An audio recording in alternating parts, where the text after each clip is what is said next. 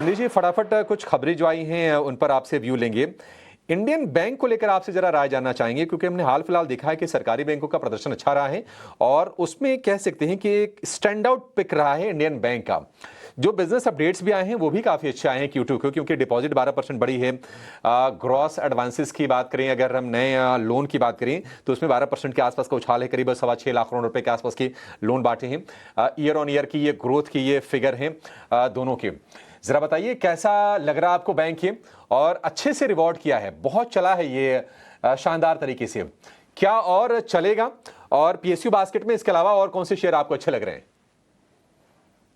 Good morning and thanks for having me first. And congratulations on your anniversary. So हमको Indian bank काफी अच्छा लगता है। जिस तरह से आपने बताया कि इसमें डिपॉजिट ग्रोथ और एडवांसेस ग्रोथ बहुत अच्छे से आए हैं। अगर हम इंडस्ट्री की बात करते हैं तो एडवांसेस ग्रोथ करीबन for 5th of September was around 10%.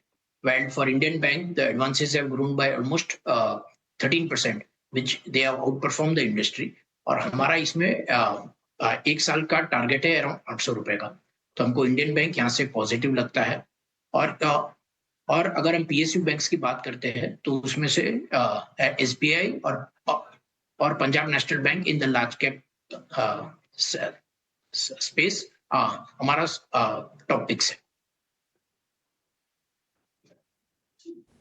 ठीक है, इंडियन बैंक और पंजाब नेशनल बैंक ये दो के दो ये टॉपिक हैं। सरकारी बैंकों में आपके लिए कहां पर नजर रखनी है ये आपको नीतीश जी ने बताया, टारगेट के साथ बताया आपको। ठीक है, चलिए फटाफट आगे बढ़ते हैं। सम्मान कैपिटल, जिसको पहले हम इंडिया बुल्स हाउसिंग फाइनेंस के नाम से जानते थे और इसी फाइनेंशियल ईयर से इसका नाम चेंज होकर हो गया है सम्मान कैपिटल। अबू धाबी का फंड है IHC, वो 43.5% स्टेक ले रहा है पूरा। वैसे तो कंट्रोलिंग स्टेक लेगा।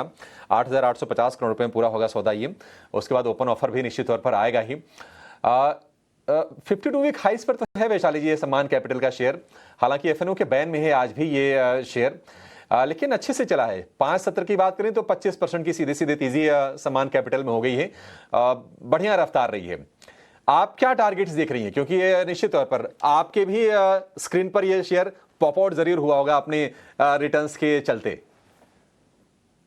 आई थिंक काफी समय से ये रडार पे था बिकॉज वन वे रैली आई है।